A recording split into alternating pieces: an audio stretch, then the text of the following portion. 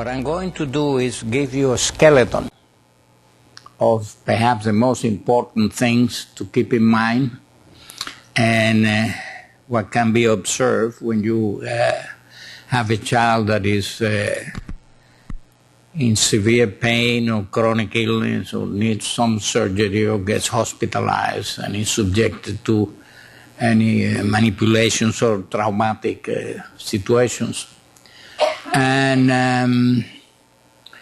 But if you are interested in reading a little more in depth, the paper on which the lecture is based, which is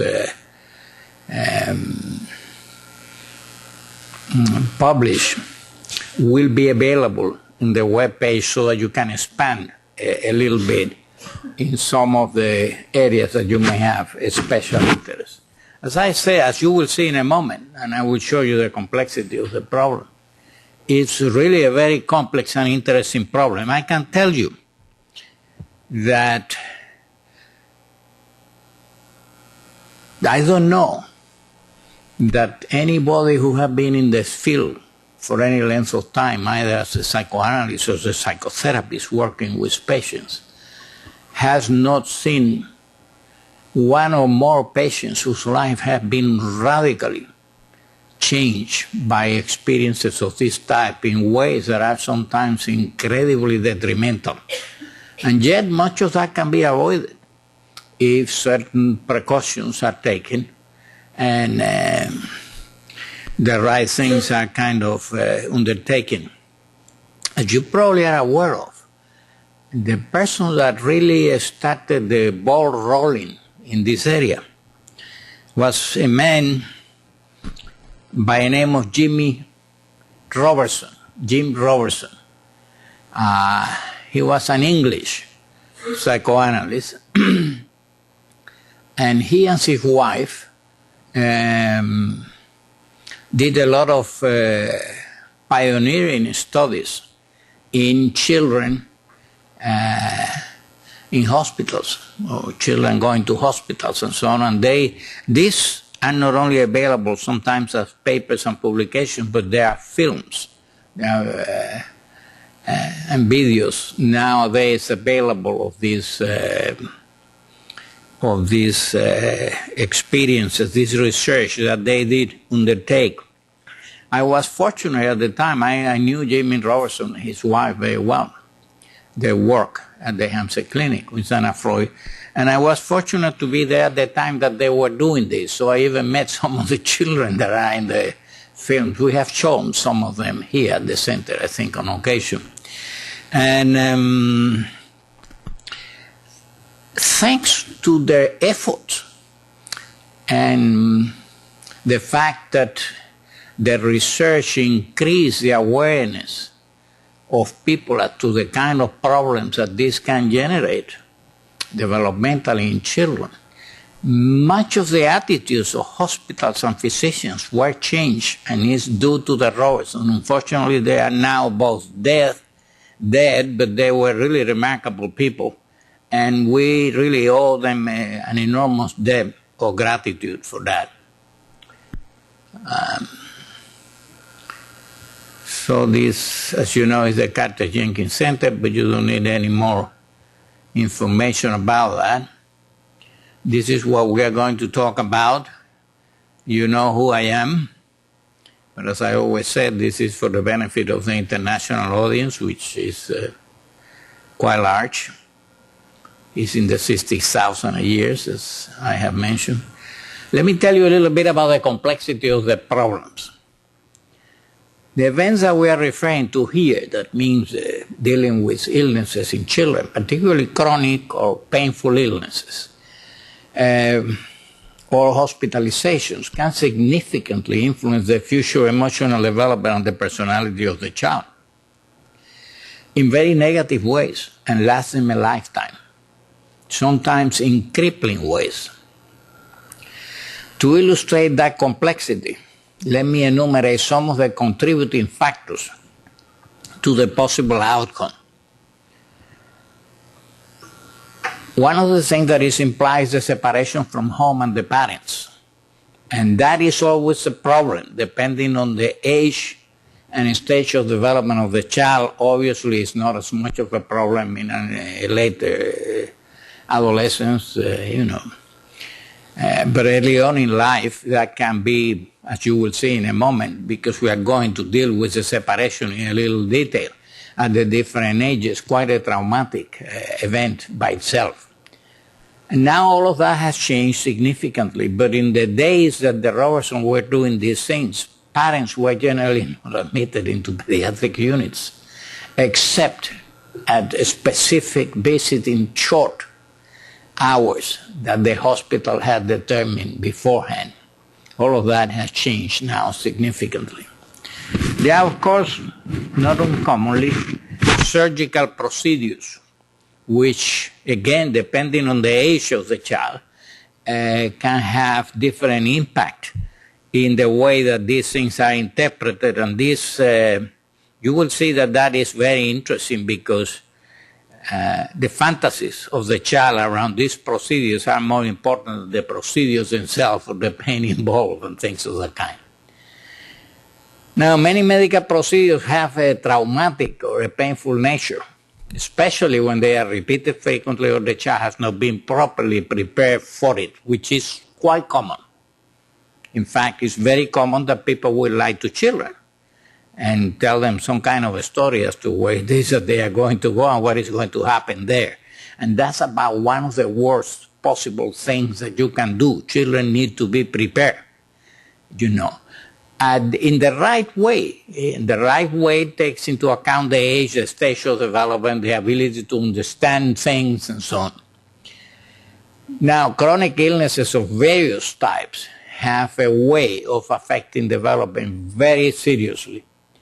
Immobilization, which is not uncommon in hospital procedures, particularly in orthopedic kind of situations that may be required in some cases, and lead to having the child in a cast or being mobilized in bed. That leads to a lot of problems.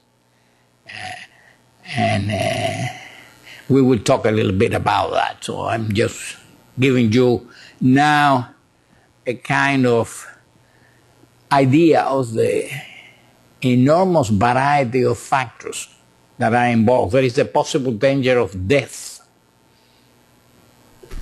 And if that is the case, and that's not uncommon, then you will imagine that these parents are very worried and preoccupied. And children, particularly young children, read parents' anxiety very well. They have a kind of radar and can interpret that very, very, very quickly. And of course, if the parents are very worried, all kinds of things do happen in the interaction between the child that is in danger, the rest of the children in the family, the anxiety of the parents and things of that kind, and all of that may have significant repercussion, particularly so because frequently, not uncommon, as you will see later on, sometimes the parents themselves have had very negative experience and are somewhat anxious as to what it is that, in fact, they are reactivating the kind of trauma that they suffered themselves early on in life. There is a hospital visiting rules that are frequently very unreasonable, though has changed dramatically nowadays for a variety of reasons, as I said. Much of it is perhaps due to the work of the Robinsons in England, which made people very aware of the consequences of having strict rules in pediatric wards, particularly when the children are of a certain age. So that's an important factor. You have the attitude and education of the hospital staff vis-a-vis the emotional needs of children of different ages. It's not every hospital that really trains the staff to deal with children appropriately. It's not every nurse, indeed it's not every physician that is reasonably aware of what the difficulties are that these situations do create for children, and consequently they are not able to handle them. Which is not helpful to anyone, because if a child is raving, anxious and mad and aggressive and spitting and kicking and doing all kinds of things, all it does is increase the anxiety of those around him that maybe have to use certain procedures or do certain things, and it gets all a lot more complicated than it needs to be. So obviously, a good hospital with good pediatric wards takes some trouble in educating the staff about what the needs of children of different ages are and how to handle the anxiety that these different situations do provoke. There is obviously the age of the child. It's an enormous difference about the different ages, and we will see a little more later on. So as you see, if you are considering these things, look at how many factors you have to think of before you say what will be best to do for this child. There are still more. The stage of development of the child in general, and in particular in various areas of his personality, at that point in time, the point of the hospitalization, including the resources available to him, particularly the ego ability to comprehend the events that are taking place around him, the things that are being done to him, and why. As you will see in a moment, that is extraordinarily important because children don't have good tolerance for pain. I don't know anybody that really does, but we as adults can deal with it a little bit better. You provoke pain in a child, even to do him some good. He doesn't understand that you're trying to do him some good. What he understands is that you're hurting him and reacts accordingly, as you will see a little more in a moment. There are the previous experiences in the life of the child, that is, in life in general, as well as other contacts with doctors and hospitals. Many of these things are chronic, and they have had already quite a number of bad experiences. So, as you see, then you have to consider the type of the mother-child relationship. The quality of that relationship will sustain the child sometimes, and depending on how anxious a mother can get or how much control she has over the anxiety that having a child in a hospital will provoke, particularly if he has a serious illness and so on, all of that is extraordinarily important, what the outcome of that experience is going to be for that child. And obviously the mother, just as the father and other members of the family, may need some attention as well to minimize the anxiety that is generated around that child. There is a general health, dynamic, and emotional state of the family. A sick child in a healthy family is not the same as a very sick child in a very dysfunctional family. So as you see, this is not trying, as I say here, this list is not intended to cover all contributing factors, but simply to highlight the complexity of the subject. Really, when you have a child in that situation and you are asked for advice, you have to think about all of these things to get to a place where you say, now I know what may be the best for this child with this particular condition in this particular situation, and what will I recommend? So as you see, it's not easy. It's quite a complex phenomenon and requires extensive knowledge of child development. Now let's talk a little bit about separation, because separation is one of the most traumatic events for children when they need to be hospitalized. And so we understand it in different ways according to the age of the child. For example, there is something that is called separation anxiety, which is like the child and the mother are like a biological system. They belong together at the very beginning of life. And for a certain amount of time, this becomes very, very intense. It's a kind of interest. At the very beginning of life, you can find a substitute very quickly, replace the mother very quickly, and the child doesn't show much signs of distress. But very quickly, he will get attached to the mother in a kind of interesting way. It's kind of a biological attachment. And that is very intense between 10 and 18 months of age. And that's when people describe the anxiety in the presence of strangers. And that's when the child is reluctant to go to anybody that he doesn't know while before he will take the arms of anybody who knows how to cue to him and how to relate to him. So the more intense periods of where the most traumatic kind of situation can arise is really between the 10 and the 18 months, as he says there, but it's still observable up to 2.5 years of age. And that's the reason, in fact, people that work with children are very well aware of this. That's why it's not wise to put children for any extended period of time in nursery school before the ages of 2.5 or 3, because they really don't have the ability to separate from the mother. They only acquire that somewhere between 2.5 if they are very precocious, and sometimes only 3 if they are not that precocious, a little later than 3.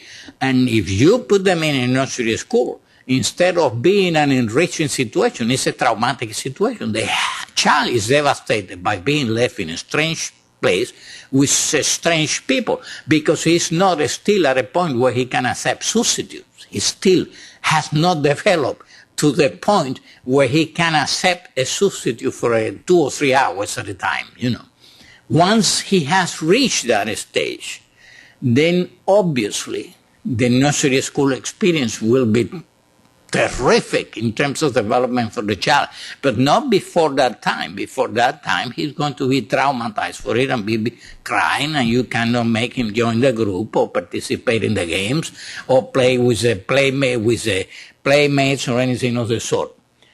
Now, the separation after 3 years is usually well tolerated for brief periods of time.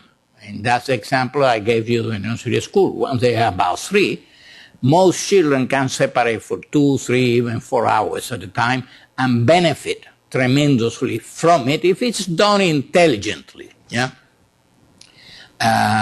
Those of you that have any experience with education and nursery schools or kindergartens and so on and have seen this would have very vivid memories of the devastation of the child that is left there and feels the world is lost to him. He doesn't know what is going to happen next. He doesn't understand why the mother is not there, and he doesn't know whether she is going to come or not. He's in a different world. He doesn't understand the events the way you and I do. We know it's a temporary separation. We know that may be for his benefit. He doesn't understand any of that. He's reacting from the gut, and the gut is telling him that that's not good, After 3 years, that has significantly changed because the cognitive development has so much increased. Now, separation after 5 years is much better tolerated. That's why we started school at 5 years. Significantly. In other words, it's quite a number of hours that we can separate the children. And we know that by then they can do it reasonably well, and they enjoy the company of their peers, and they learn from their peers, and they, develop the ability to accept substitutes for long periods of time. And of course, they learn from each other and acquire social skills and so on, things of that type. The problem with children after 5 years of age is that, as you well know, when a child is sick or in pain or has been hurt, say that he fell and broke a leg or an arm or somehow hurt himself really badly and is in pain, the very most likely thing to happen is that he has become very regressive at the same time. So he's not functioning at the level of his chronological age anymore. He has gone down significantly and consequently cannot cope the way he would normally cope at that age with other types of events. He has become regressive. Obviously, hospitalizations for some of the characteristics that I will describe to you in a moment induce regressions, very badly so sometimes. Obviously, children that have an illness, that have a fever, that are in pain, all of these things, illness in itself, will induce a regression. Now, for the young child, separation from the family, and particularly the mother, at certain ages results in the sequence that have been described by Robertson first of all in 1958, and by Bowlby in the 60s, and then by many others. And you can see there the reference of Robertson, Young Children in Hospitals, which is a book, and of course there are many, as I told you, films and videotapes. We have some of them here available for those that may be interested in it. And there is, of course, Bowlby, Grief and Mourning in Infancy and Early Childhood, which is a paper in the psychoanalytic study of the child.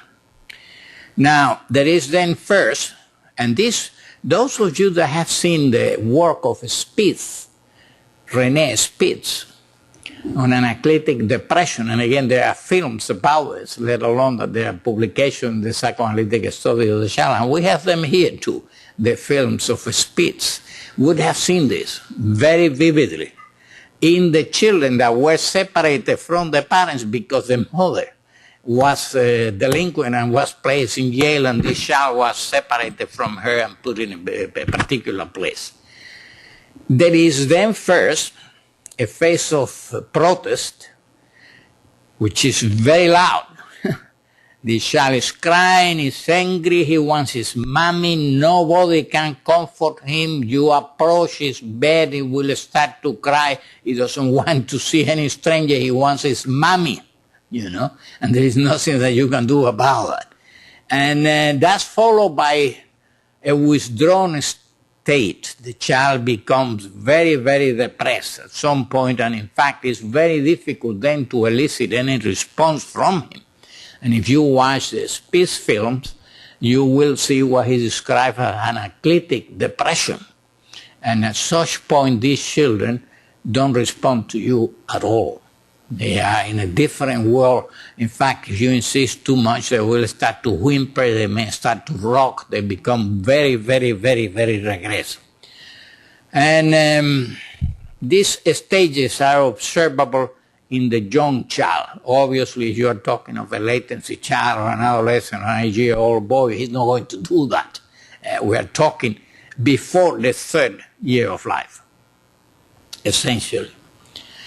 Now, in contrast, for the child between 5 and 10 years of age, the meaningful factors are the symbolic. Listen to this, because this is really the gist. If that's the thing you take to the bank tonight, that you have done something important. And that is the meaningful factors in all of this are the symbolic significance that is ascribed for the child by the hospitalization, the illness, and the treatment. He will create in his own mind some kind of understanding of what it is that all of this is happening to him. And that is what is important, the symbolic meaning. The actual event is not as important. And that's why, as you will see, there are ways of finding what that is and help him modulate that in a way that it won't become a malignant, kind of foreign body inside his mind. The fears, anticipations, fantasies, conflicts, and distortions in the child's mind are not only unavoidable, but can directly influence and prolong the illness, sometimes for a lifetime, have consequences, very long consequences. Anna Freud incidentally did study this very well, and I will tell you a little bit about it. But as I said, the subject is so enormously complex that we will only touch on the surface of some things. We already mentioned the role of separation from the parents, and more so the mother. But another important factor that is frequently neglected is that young children, and that includes children up to the latency period, 10, 11, 12 years of age. Fact, some more than others, but children need what is called perceptual constancy. In other words, the familiar environment is important, particularly in the situation of distress. And I am fond of repeating that when I was in London at the Hampstead Clinic, we had a lot of referrals at the end of the summer vacation in September, when the parents came back from the holidays in Europe, where they have taken the children. Just the change of the perceptual environment broke the camel's back for many of these children. They were in a strange world, and that was sufficiently in children that were perhaps a little precariously posed. That was enough to trigger off a disorder. So this perceptual constancy, of course, is lost when you get to a hospital. It's a completely different world that you don't understand at all. You don't know where you are. You don't know what this room is for. You don't know what they are taking you to. You don't know what these people are. You don't know what they are doing to you, the things that they are doing, and so on. And so it's quite a disruption of the perceptual constancy of the child, and has a lot to do with how traumatic the hospitalization can be. And as you will see in a moment, there are ways of dealing with that to minimize it as well. When you think about this, you need to think of hospitals the way children, even of different ages, do, but particularly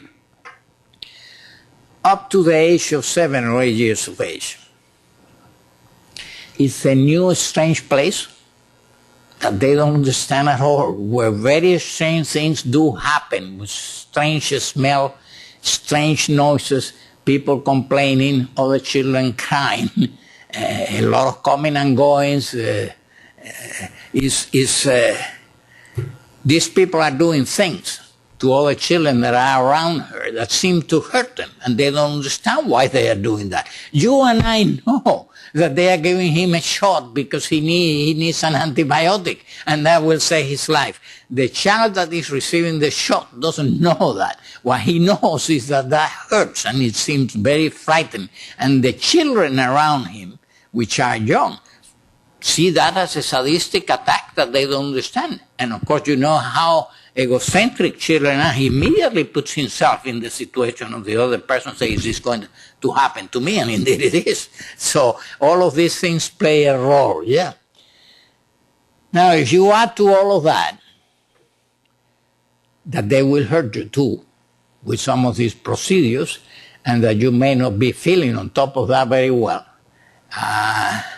you will understand how strange the hospital world is. We had in Ann Arbor a little girl whose mother died in the hospital. She had a kind of a carcinoma, and of course she was taken to the hospital. I think it was a lymphoma. And this was many years ago, and there were not many ways of helping these people, so the mother died very quickly. This was a very little girl. Her idea was, we had her in the nursery school at the University of Michigan. It was a nursery school for normal children. Her idea was that the mother was killed in the hospital, and she saw a doctor. She was terrified. Because in her mind, in her childish mind, mother died when she was taken to the hospital and doctors killed her. That's what she concluded from that experience. And we had a hell of a time to change that kind of cyst that developed in her mind. We have here a tape.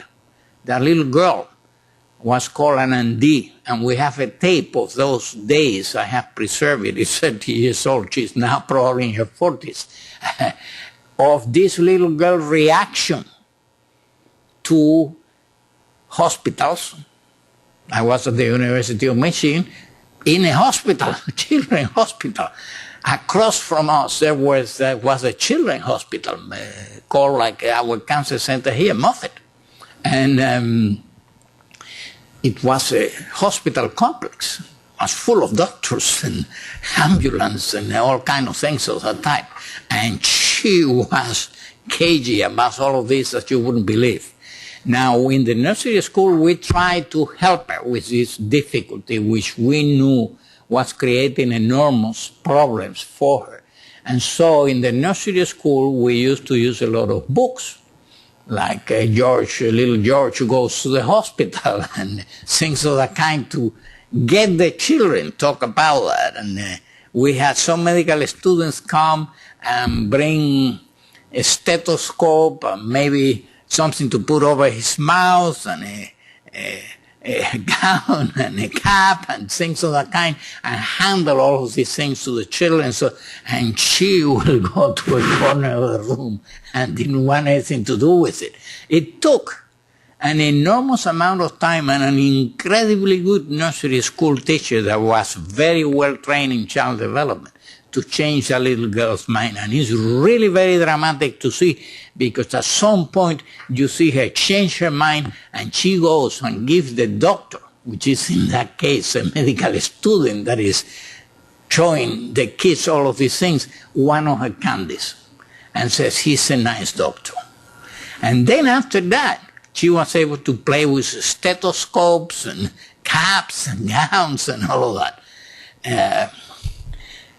Now, let me give you an example. Once, when I first came to Tampa, I was asked to go and give a lecture in a cancer hospital where there were a lot of children that were dying of leukemia and different other forms of very malignant forms of cancers. And as you will imagine, that's a very difficult situation for everybody, the family, the children, the other people in the world, but not less so for the doctors and the nurses. It's quite a job to attend to children that you are doing the best you can, and they still will die in droves in your hands. It's not an easy job to do.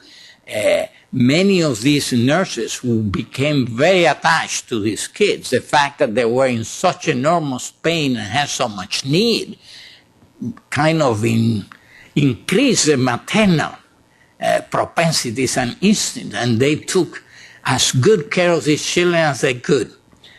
But do you think the children were grateful? No. The children hated all of them. And that hurts them like you wouldn't believe. That's why they call me. How come that we are doing the best we can for these children, and they hate us with a passion? You see, they didn't understand that the child didn't understand the situation the way they did. They were hurting him. They were not helping him. And it was very difficult for them to change the mind and put themselves in the shoes of the child with the limited understanding of the child at that particular point in time. You know, they were thinking like adults and say, what are these ungrateful children? We are giving everything we have. And they were so distressed because they were losing them, and they really got to be very attached to these kids, and it was difficult to lose them. And on top of that, to feel that they didn't like you was a terrible thing to happen, you know. But it's interesting, because you would have thought, well, maybe they figured that out. No, that was not the case. Okay. Let's talk a little bit about the concept of illness or sickness. Up to the age of 8 or 10, look how late it is. Illness is always a punishment in the mind of the child. He doesn't understand illness as you and I do, that they are due to this, that, the other, bacteria, an infection, trauma, God knows what. They don't understand that at all. Illness is a punishment. That's what it is, as far as they are concerned. Indeed, they feel, when they are ill and are taken to the hospital, they tend to feel this like a sadistic attack on them because of the bad behavior, whatever the Bible is bad behavior in inverted commas. They think they have done something bad and being punished for that reason, or because they associate these events with some transgressions of prohibition by the parents that they are fully cognizant of.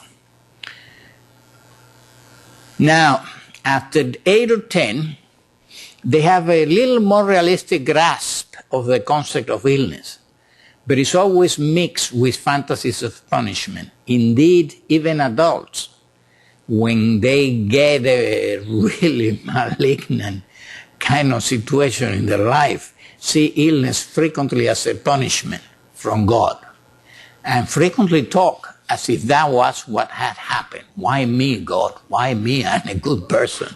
Why is this happening to me?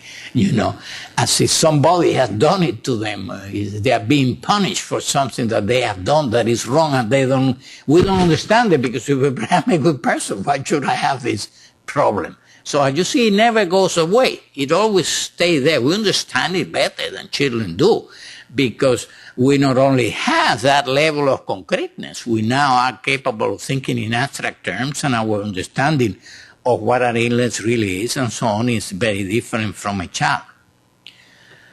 In terms of the hospitalization itself and the illness, you have always to consider the role of pain. If pain is involved, that is an important factor. What do you do with that pain? Where is the pain? How intense is the pain? How prolonged is the pain?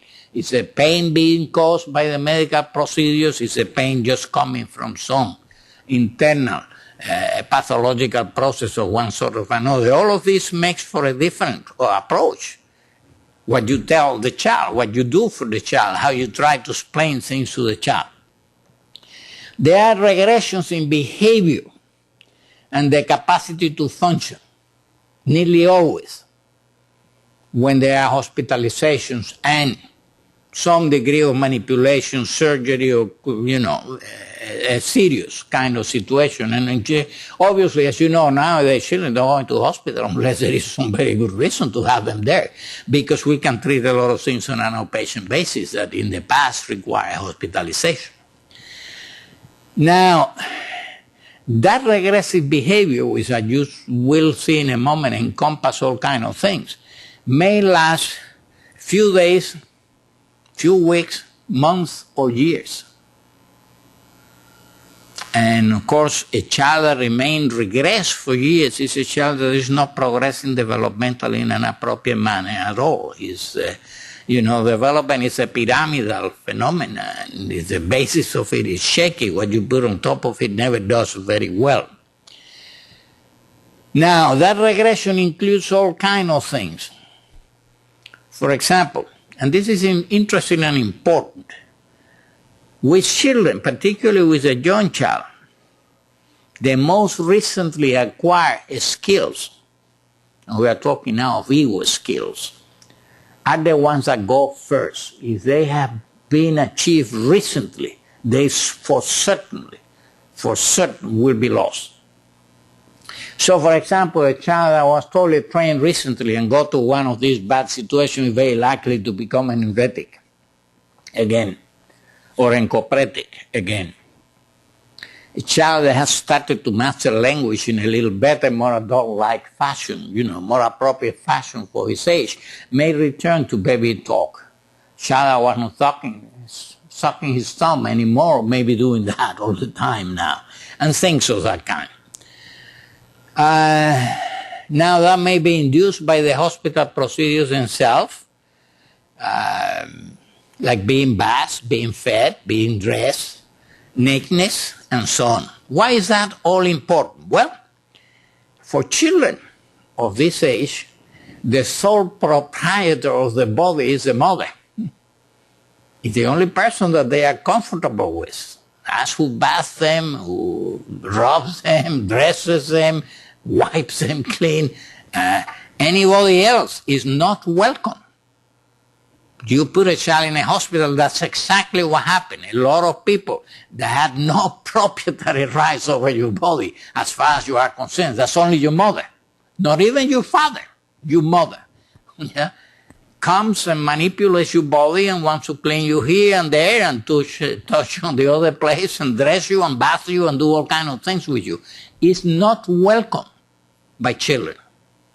The young child, because he feels that only his mother has a right to do that, kind of, Now, when they are a little older, the same thing is a problem. You see, once you take a child into a hospital, and he has to be bathed, or his clothes have to be taken off because he's going to be examined, you are running against certain recent achievements. These children may have developed modesty. They don't want anybody to see them naked. You and I understand the need of a physician or a nurse to get the child undressed so that he can be looked at and examined and the best can be done for him. Not him. For him, it's an incredible intrusion in that feeling of modesty and privacy that he has just developed, you know. And this is very disturbing. It is even disturbing for adults. Because an adult that falls in a hospital with a severe illness has lost control of himself. They are going to do all kinds of things for him that are difficult, you know, and he's forced to do things in places that are not appropriate and are very uncomfortable, like having to go on a bedpan rather than go to the toilet and things of that kind, or having to ask for help with this, that, and the other, you know. All of that is very difficult. So being bathed, being fed, being dressed, having to be naked and things of that kind are things that seems like nothing to most adults and possibly most of the staff in the hospital, and yet they are important.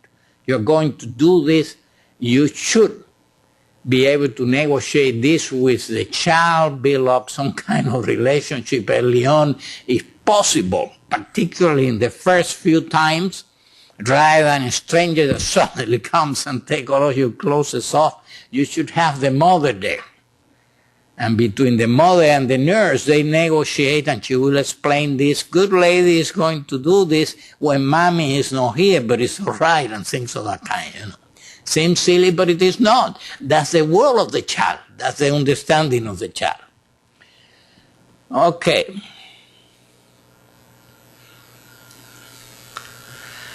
Now, this is all part of the regression in the hospital.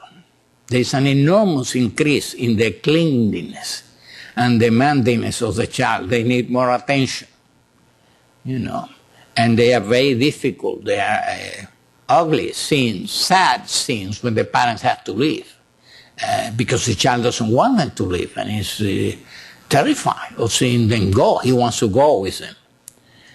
Hostile or aggressive acts are common in such a situation, which again is very disturbing to those that are taking care of them and doing the best they can for them. They don't understand why they react in this way. Many of them have disturbances of sleep, which includes nightmares. Not uncommon for children in hospital that have been subjected to certain procedures to reactivate in a dream these procedures. The traumatic event is a nightmare. They have significant swings in mood, as you will expect. They may have a lot. The older children start to develop some somatic symptoms of all kinds, palpitation, diarrhea, hyperventilation, you name it, they may have it.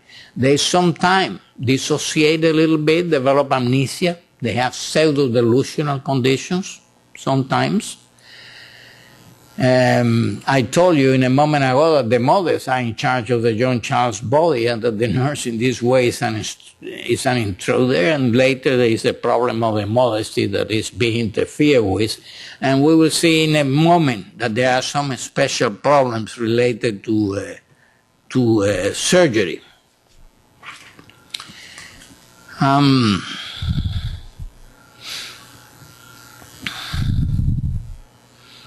Now, all of this, you know, that we are describing here is perhaps made worse by the fact that I mentioned to you earlier, that many times the older, slightly older child, not the very young one, but the slightly older child may have had all kinds of horrors about hospitalization of other members of the family and how terrible it was and what happened there and how frightened they were and how inappropriate the nurses were or the physician was and how many mistakes they made, and all of these kind of things will not only, obviously, if it happens to the parents, reactivate all the anxieties of the parents in relation to these events now going through their own children, which of course is very difficult in the best of cases. But the very anxieties of the parents, you know. So It's not surprising to see many of these reactions. Now, Anna Freud used to say that given the special characteristics of the thought processes of children, the child that is in pain for whatever reason frequently feels mistreated, persecuted, punished, and threatened. And she wrote extensively about these things, wrote extensively about the regression of children and the regression of adults in hospitals and the reasons for it. This is obviously a quasi-universal norm for children. In other words, feel mistreated, persecuted, punished, threatened, attacked sadistically, and things of that kind. Even in those cases in which the pain is not the result of external manipulation by medical personnel, but the product of the illness itself. This is due to the concretistic and animistic qualities of the thought processes typical of children at certain ages. Anna Freud has also pointed out that when the anxiety arising from the fantasies that accompany the pain is minimal, the children have a greater ability to tolerate the pain. The more fantasy they have, the more difficult the pain becomes to handle. And they tend to forget the experience rather quickly when there are not too many accompanying fantasies of a frightening nature. And obviously all the above is important and should alert us to the importance of planning a hospitalization very, very carefully.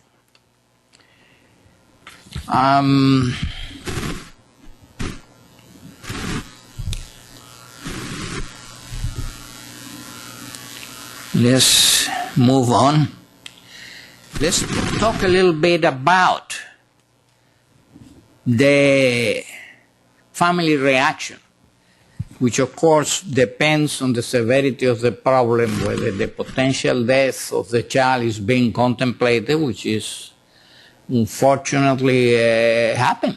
There are all kinds of disorders in children that may end with their lives.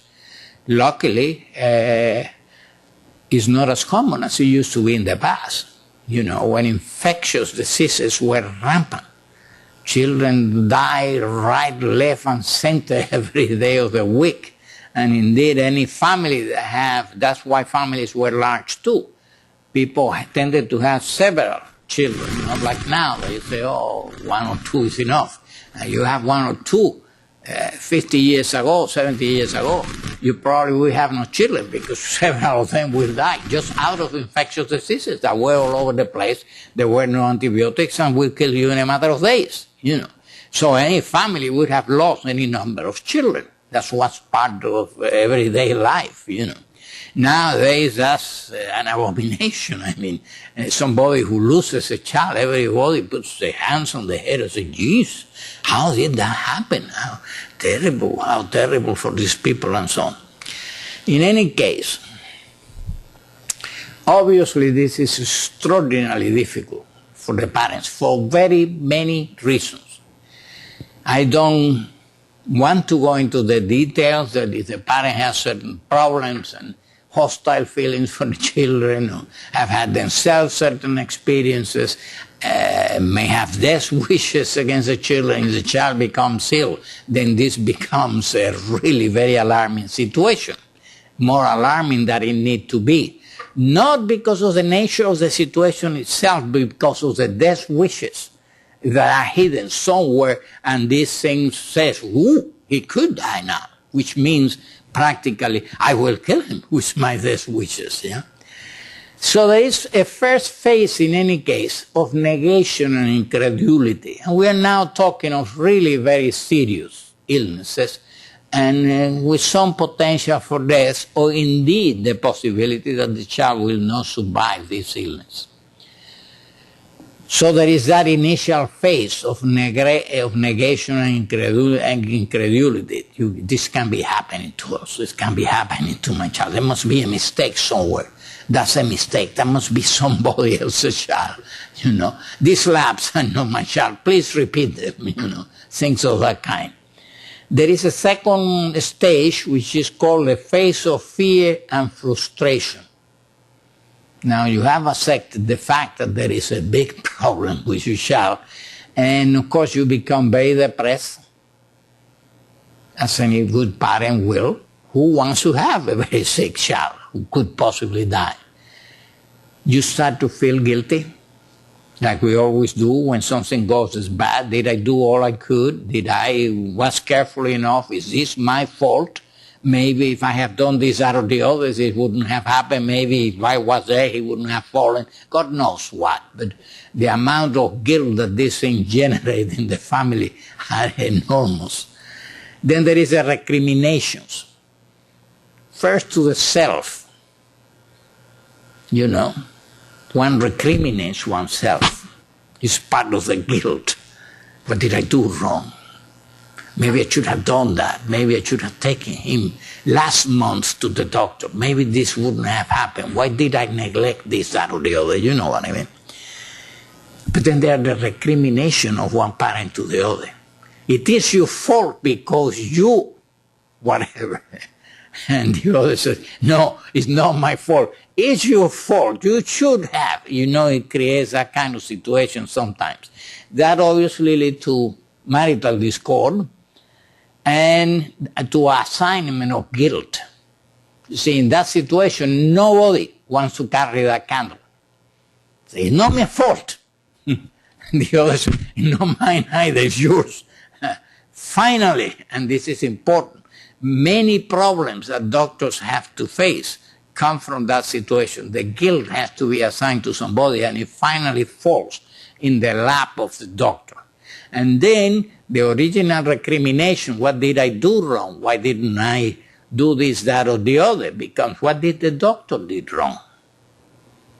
And why didn't he do this? Why didn't he do that? Well, you know, with a little help with lawyers, that can be magnified to any degree that you want to. And so that's an enormously painful phase for the family. And there is then the phase of acquisition of sound information. So you settle down, and now you want to know what can be done, what is going to happen, and that's why it's the phase of acquisition of sound information. So let's move out of there and go a little bit to something that is really important, and that is to try and evaluate in any given child that will have to go to any of this experience, like a hospitalization. What is the risk that are involved, and how you try and assess that?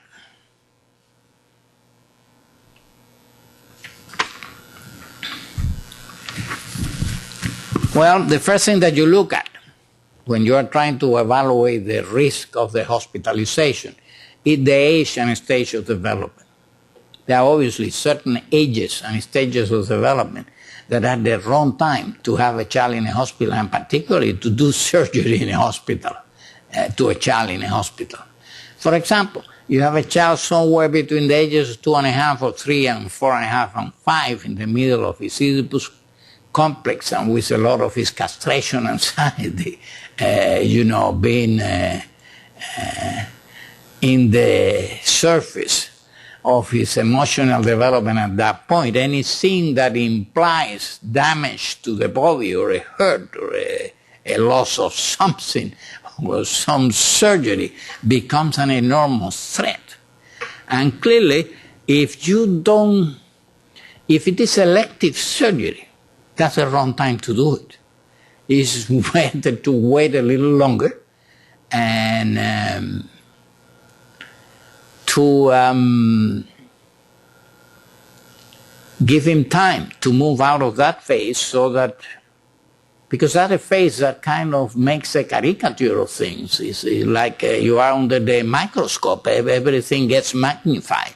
You wait a little longer and the surgery is selective. I mean, it's not a matter of life and death, either now or never, now or death. Then you can postpone it a little bit, and that be in the best interest of everybody.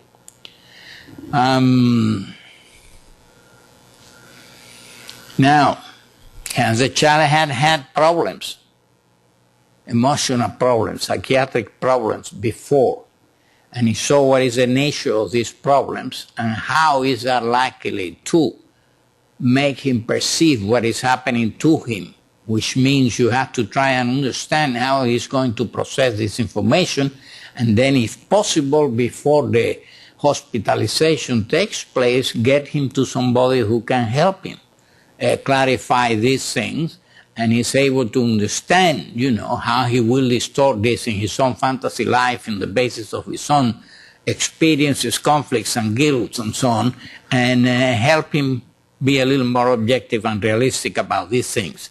Obviously, the child has had previous hospitalization. You want to know what was the nature of the hospitalization, what was the ability of the child to cope with it, what happened. Did it become very regressive? So what type of regression? Did this pass very quickly? And so on. It will give you some idea of what are the resources that the child's ego has to deal with the next event. And it will help you to refer back historically to the previous hospitalization, if it was not a terrible thing, to look at it in terms of what he's going to be subjected to and how it is not that bad and it'd be better for this reason, that or the other. He'd be able to run faster or whatever it is if he has a hole between his two ventricles or whatever it is, and it's going to be corrected. So you put a good light into it. You have to talk about what are the benefits that will be derived from this if the child has obviously the ability to understand that, and whatever it is going to be done is related to some kind of incapacity that he has at the moment that can be removed. So all of these things is important. By the same token, if what you hear is that it was terrible, then you have to worry about it. Why was it terrible? Was it something coming from the child or something coming from the nature of the events that took place and the staff that handled the situation and so on? Because then you can try and alter all of that, There are, of course, hospitals and some knowledge of what is a pediatric hospital, a good pediatric hospital, a good pediatric ward that has some of these things at heart and think, hard and long about what is the best way to minimize the potential damage that these things can create for a child. You have to look at the capacity of the child to separate and accept a mother substitute. Sometimes that is necessary. If the child is very young, obviously he hasn't got it. And in that case, your best bet will be to influence the hospital authorities to have the mother stay with the child, if necessary, 24 hours a day. That would have been impossible some years ago. It's not so impossible today, and certainly not in certain, more enlightening kind of facilities. Now, if you can accept a mother substitute, at least for some time, you have a little more flexibility about all of this. Don't forget that mothers have usually more than one child and have a family, may have a job, and may not be able to be in the hospital all the time. So there are certain times that you have no alternative but to make certain compromises. There is a verbal ability to express fear and fantasy. That's important, extraordinarily important. The more able the child is to communicate his fears and express his fantasies, the better off he is, because you can help him correct some of this and put him in more objective perspective, given his age, into all of this, and cast a different kind of light. Obviously, it is important to try to elicit from the child, through conversations with him, and asking him what he thinks will happen and why he thinks he has to go there, and try and get some kind of understanding of how he has processed this information and how he may have distorted it, and whether he has, let's say, associated with his naughtiness last week or whatever it is, so that you can start to work with these different factors, So the verbal ability of the child is very important. The child reaction when facing new situation is important. And that's simple enough. You just ask, well, what happens when he went to started nursery school? How did he react to that? Or what happened when any new situation that, he's presented with?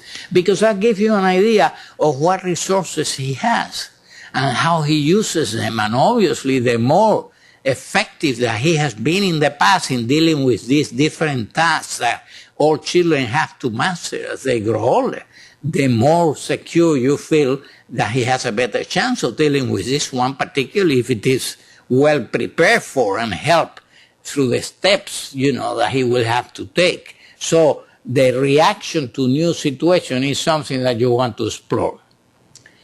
Now, this other is important too, the level and capacity to relate to other children. That number 6 there. Because, for many reasons, one of them is that, as I am very fond of saying, misery loves company. And even children can share the misery and love the company of each other that way. They can complain at certain ages. That may be an excellent outlet. They can complain to one another about who has more pain, who has been more mistreated, who this, who the other, and all of that might be conceivably very, very, very helpful. Obviously, if they have a good level of object relationships and a good capacity to relate to other children, those periods where they are not immediately under the gun of the medical manipulations or procedures may be a lot of fun. And that can balance the act a little bit.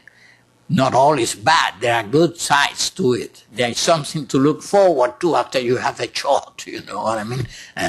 It's not all bad and all black. Now then, there is a balance between the realistic understanding of what an illness is, the procedures, medical or surgical, that are involved versus the fantasies and other misconceptions that are associated with them.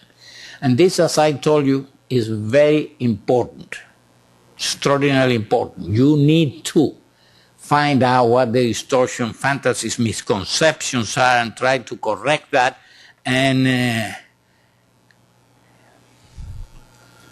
now, it follows that if a child is going to have surgery, he has to be prepared for it. In fact, if a child is going to have any medical manipulation, you need to talk to him, you need to explain to him what is going to happen in terms that he can understand according to his age and stage of development. You should not lie to him.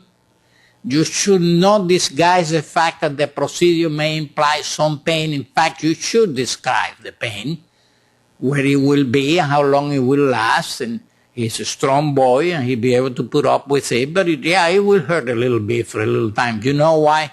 Because you are preparing his ego. And trauma is a situation that catches the ego without warning and overwhelms it. And that is very damaging. But if you know that the pain is coming, that's why doctors tell you, this procedure, wash it down because that's where the pain comes, when I will pull this, whatever it is. And that helps. It kind of helps you put all of your resources, your defenses in that place, trying to hold it back in there. And so children shouldn't be lied ever. You should explain it in simple ways, in ways that don't increase the fear or the fantasies that they are developing, but that are truthful, that describe what is going to happen. Is good to, as you will see, we will talk a little more about this, to take a trip to the hospital, to show him the ward. It'd be good for the doctors to show him the stethoscope and some of the instrumentation, maybe let them handle it, and things of that kind. Children have a terrific ability to turn passive into active, and they deal with the anxiety that many of these seem provoking by repeating the behavior then with a toy or with a pet or with a younger sibling and so on, and all of that helps. Some familiarity with it, a trip to the ward where he'd be hospitalized, might be useful. Yeah. Obviously, the question too is, as you will see in a moment, is how much of this do? You shouldn't overdo it. There is a right balance somewhere. How much earlier do you start to prepare the child? You don't want to do it too much earlier, week 10 days or so. Now, this is important. Remember that the damage is nearly in all cases in direct proportion to the fantasy and misconception of the child and not as much to the actual reality of the situation. Damage is more frequently than not due to the subjective interpretation of the events for the child. And so that's something that you pay a lot of attention to. Let's talk a little more about the preparation for hospitalization and surgery. I told you should describe for the child the procedures. What are the steps that are going to, you be in this room, then we will move you to this other room, you can walk him over there, you can show him the difference in the room, you can introduce him to some of these people and so on. Make it a little more familiar. Remember, otherwise it's a very strange, dangerous place, which is always a very frightening kind of situation. So describe the procedure. Certainly don't hide the fact that there might be some pain involved, or that he will fall asleep, or whatever it may be, you know. The information, as I told you, shouldn't be given months before, because you then are really creating a situation where he can fantasize forever. But a few days before the event, if possible. You have to gauge that according to the other factors that are involved in this, like how much ego skills the child has to comprehend, and so how much time you may need to negotiate with him what is going to happen and things of that type. You have to allow the child to verbalize the fears, anxieties, fantasies, and so on, and correct them as necessary, and you have to give them plenty of time to do that. The more you do that, the safer he will be. The less distortions there are, the better the situation will be.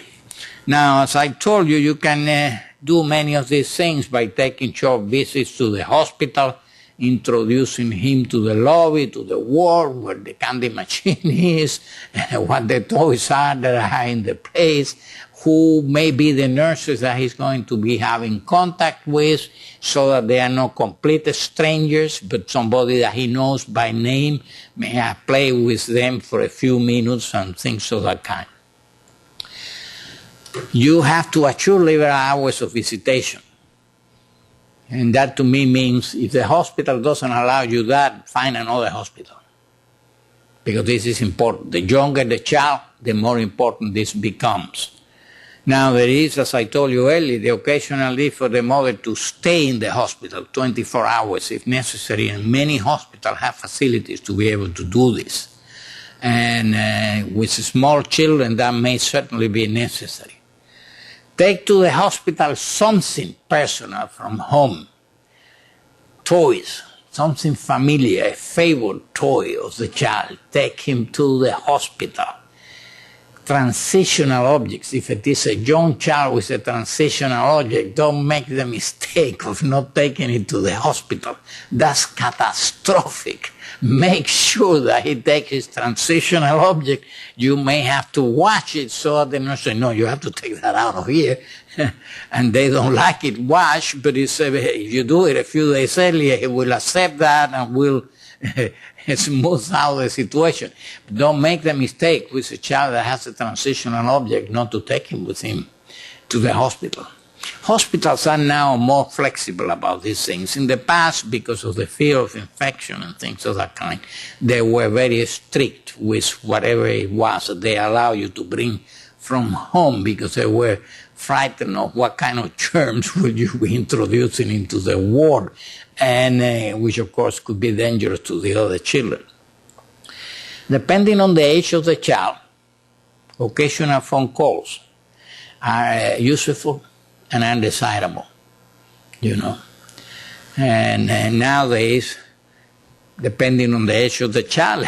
And it is possible to have even a cellular phone by the side of the bed that the child can use anytime he likes. I mean, children now, we are in the 21st century. It's a different world from what it was a few years ago. Now, the physician and nurses should explain the procedures, the amount of pain involved, and so on, but the parents should do that too. It should come from both sources. And the parents should get the information so that they don't mislead the child. If the child is prepared and he has been given the right kind of information, then the doctor can say, this will hurt a little bit now. Hold your mother's hand, or hold my hand, or hold Patty's hand, which is the nurse, or grab the teddy bear, or whatever it may be, So the child is just prepared. There are no surprises. Surprises are never welcome. And anything that surprises the ego and overwhelms it is a trauma. So you don't want that to happen. You want to have the ego as prepared as you can make it for these events. For the surgery, the mother should be present, not during the surgery, obviously, but in the pre-operative situation. And when the child comes out of the anesthesia, she should be there. And that is frequently not allowed. But particularly with young children, I think it's important to do that. It's very frightening for a child that is coming out of an anesthetic situation to only see strange faces. He's very confused, he's hurting, and it's very frightening. It's even frightening for adults. Sometimes they fight, want to get out of there, hit the nurse or whatever it is. Imagine what it is for a small child. So being there, a familiar object, particularly whoever is closer to the child, which in most cases obviously is the mother, is really important. Now, special care is important to take special care when physical restrictions are needed, as I told you a little while back, because there is an enormous increase in the aggression of the children. And that includes physical aggression. It may include things like spitting, hitting, bad language, calling you names, and things of that kind. And that the nurses and doctors obviously don't feel very happy about any of this.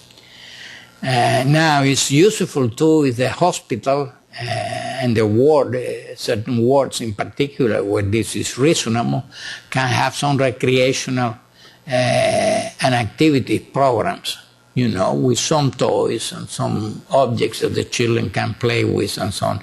That's always very useful because, as I said, it's a balancing wheel.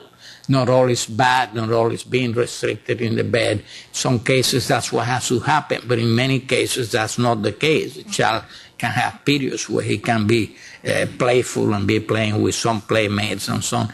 And things of that kind are really helpful and important. Now, I always remember that young children react strongly to separation from important objects. That's the uppermost consideration. They cannot distinguish when they are young between temporary absence and permanent loss. Everything is a permanent loss as far as they are concerned, and they react accordingly with an enormous state of anxiety and anguish. Remember, too, that children don't acquire the concept of death until age 11 or 12, which is late. And I mention it here mostly because similarly, they don't acquire the concept of illness until much earlier than this. These are difficult concepts to understand. So it's important to make room for all that. Just to summarize, the emotional reactions of children to illness and hospitalization thus depends on the type and quantity of the pain, stress or tension produced by the illness, the hospitalization and the fantasies, conscious and or unconscious, that the child elaborates around both situations. The final outcome is, in any case, influenced by innumerable other variables as well, the child's age, his internal balance and level of development, his adaptive capacity, his ability to control within reason the fears and anxieties that are provoked by the illness. Nobody can control them 100%, not even adults. The type of hospitalization and accompanying procedures, either medical or surgical, the attitude and reactions of the parents, the attitude of the hospital staff, the environmental conditions of the hospital, and so on. All these factors can and do either facilitate or hinder the child's efforts at adaptation. And I think essentially that's the skeleton. If you want a little more information, go to the web page where the written papers are, and you will find the paper on which this lecture was based, which is, incidentally, pretty much of a classic. It's called Children's Reaction to Hospitalization and Illness, like the lecture. It's chapter 16 of a book that I wrote some years ago, many years ago. I did review the most recent, or tried to, literature in the field by going to the PEP archives. And quite frankly, there is essentially nothing written about it of significance. If you write children hospitalization, children illnesses, and so on, specifically addressing the issues that I have addressed for you, you find very, very, very, very little. And some accounts of enormous misconceptions that you find here and there, you know. I don't know, I read a comment of a surgeon that was telling his students, don't ever do something with a child of a certain type, like telling him what the procedure is going to be, because it might go psychotic, for example, which, you know, is, it shows that there is some anxiety about the reaction of the child, but it's completely misguided, you know. So that's what I had for you. If you have any questions, I'd be glad to try and answer them.